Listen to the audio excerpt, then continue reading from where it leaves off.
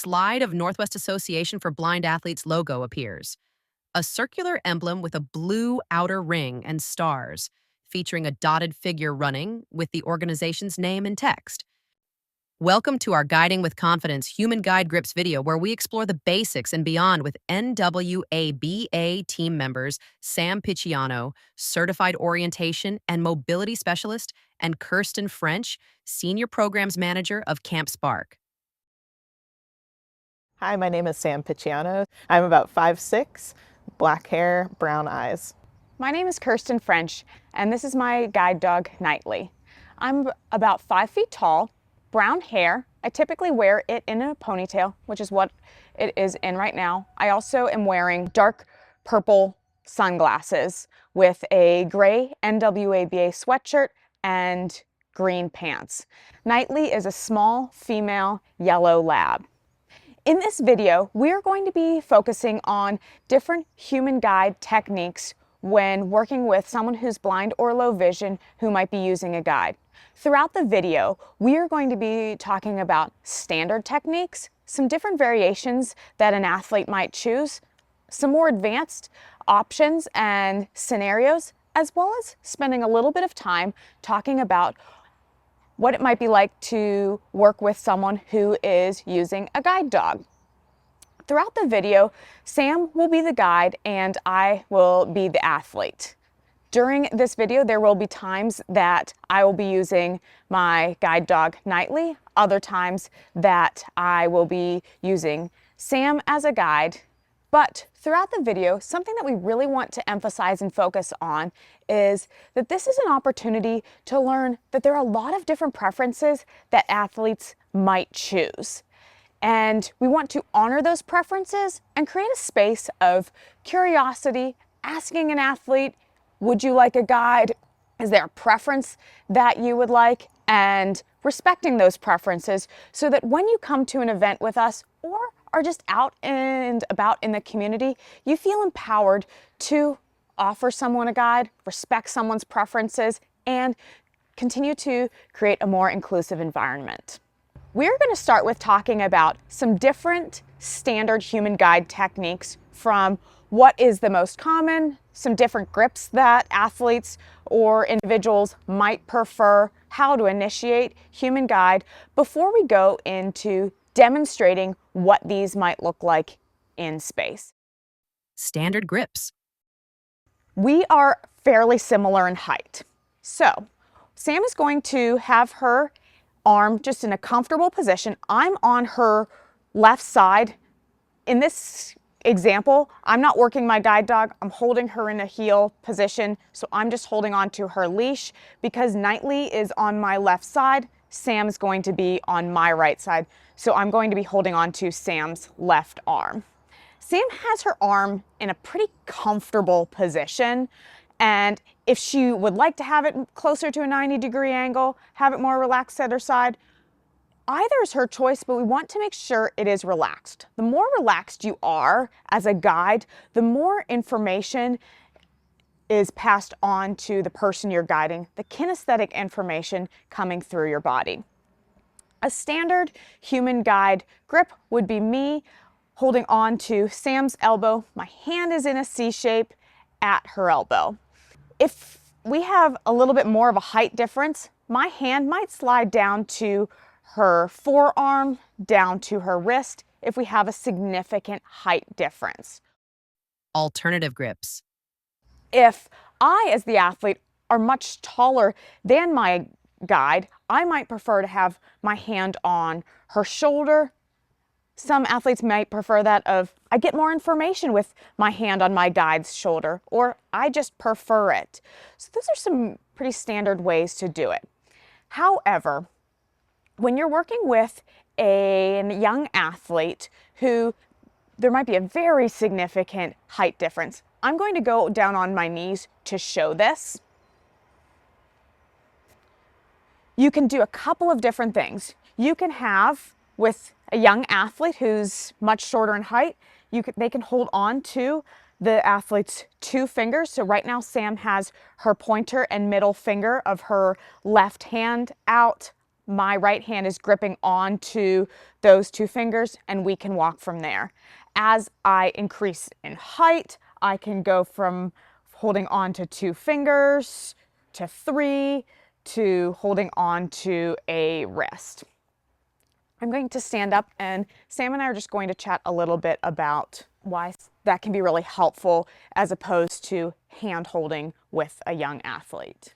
Yeah, I think when you hold hands with a young athlete or someone who's blind or visually impaired, there can be a difference in social cues there. So, for instance, a parent might hold a hand and we're going through the grocery store. However, if I'm a teacher, if I'm a provider in a school, I really want to encourage the student to use 2 fingers, 3 fingers, wrist, so that they can understand the difference between this is a family member who I'm traveling with, and this is this is a provider. This is someone who I'm at work. I'm intentionally traveling with. Yes, yes. Some parents might also choose, and it can be helpful for parents to choose to help support their child's independence, to start switching to that with a young child, especially as they work with their teacher, their service provider, to start switching to that more standard working human guide grip to help foster that working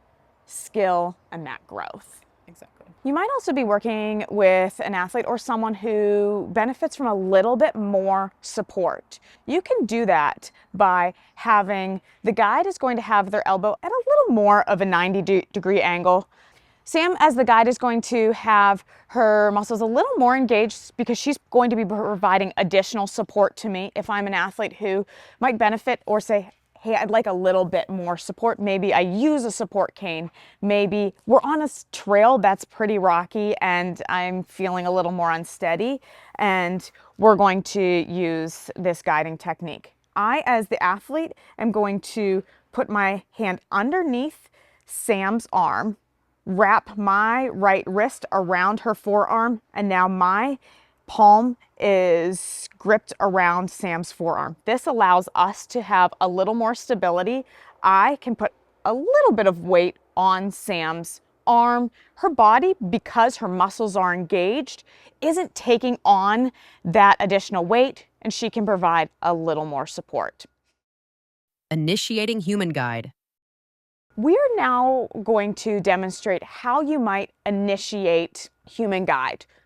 Throughout this entire video and at all times, we want to make sure that we're respecting an athlete's preferences in guiding.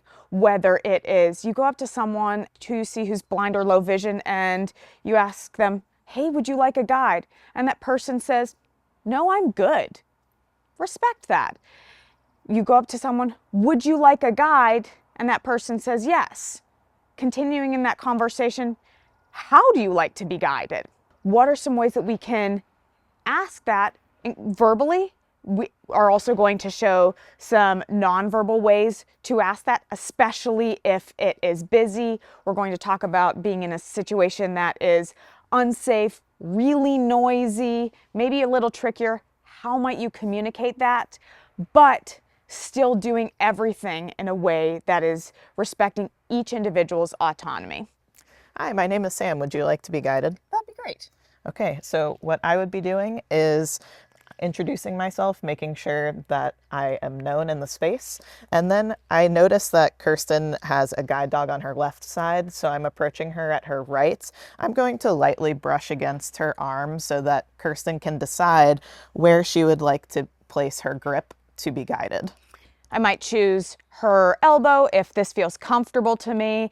If this feels like my elbow's up pretty tall, my hand might slide down to her forearm, down to her wrist, or I might put my hand on her shoulder if that's going to be something that would be helpful.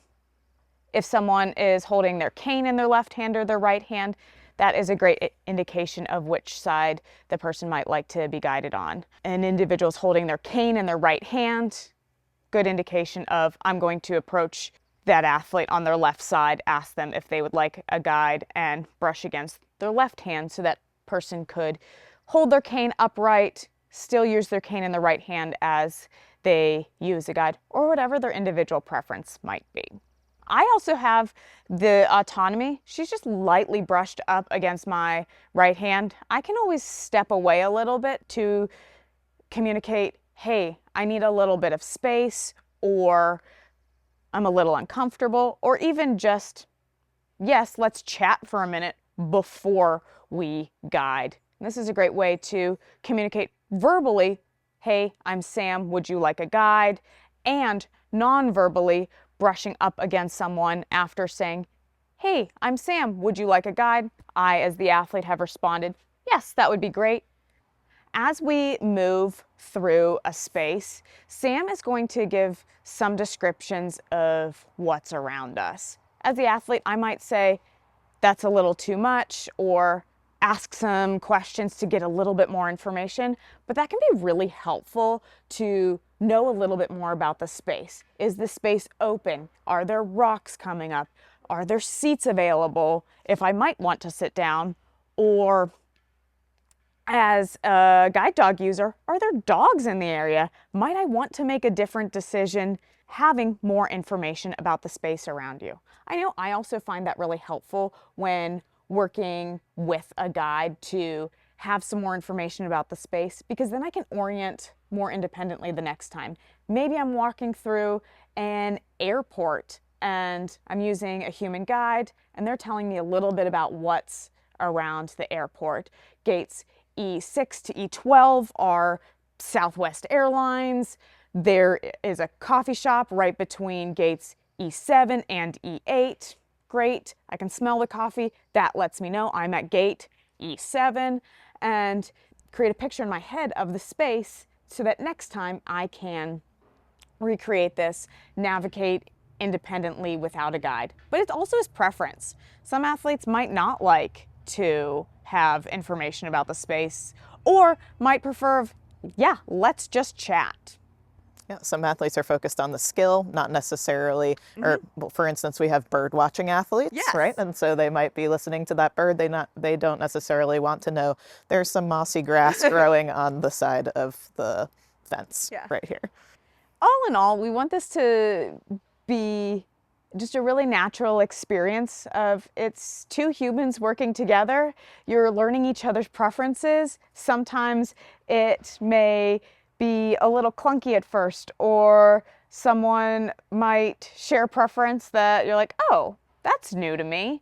But we all learn, we grow together, and it's important to just remember to stop, breathe, and know, okay, I can do this, I can learn, especially when I am making sure that I'm respecting the other person as a human, as a person who knows themselves and knows what is going to work best for them. Historically, human guide has been called sighted guide. And so we did want to mention that in this video. You may hear them interchangeably. It is the same guiding technique. However, we have evolved, and again, it's that respect piece of an empowerment piece of not necessarily someone who is sighted needs to be in that role as the guide. Kirsten can guide me, I can guide Kirsten. It's been a really cool shift over the past few years to go from sighted guide to human guide, because it's that reminder that anybody can be a guide. I, as someone who's blind, can be a guide, whether I'm using my guide dog, I'm using my cane, and I can use those skills to be a guide to someone else.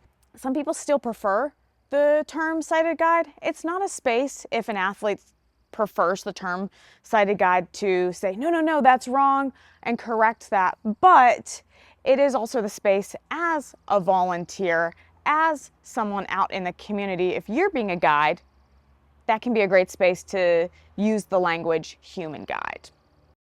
Emergent situations.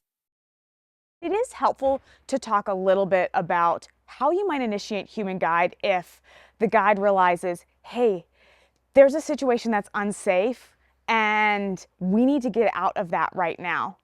Sam is going to walk into the shot and demonstrate how she would initiate human guide if she's noticed this situation's unsafe. Kirsten might not be aware of that, and I don't necessarily have time to stop, ask her if she would like a guide, explain the situation, while still doing this in a way that respects my autonomy. Kirsten, I need to provide you some immediate guide. Let's walk and talk. In that demonstration, Sam came up to me, described as much as she could. Her voice communicated, hey, I'm providing a guide because of this something that's happening. We're going to walk and talk. Additionally, instead of just brushing up against my hand to let me know, hey, I'm on your right, would you like a guide? She came up, pressed her left arm into my right hand a little more firmly, and continued to move her body a little bit closer to mine to let me know, hey, we do need to get out of here, while still respecting my space, but making sure that I knew that we needed to get out of here. This is simply an intro to human guide techniques. Our goal is that everyone feels empowered to be able to offer someone a guide, be an effective guide, as well as respect each individual's preferences. Ultimately, it is of utmost importance that you're respecting an individual's preferences, autonomy, and demonstrating a high level of respect. Together, we can create a world that is inclusive and empowering for everyone. We look forward to having you join us soon. Slide of Northwest Association for Blind Athletes logo appears. A circular emblem with a blue outer ring and stars, featuring a dotted figure running with the organization's name and text. Join us in our next video as we dive deeper into human guide basics,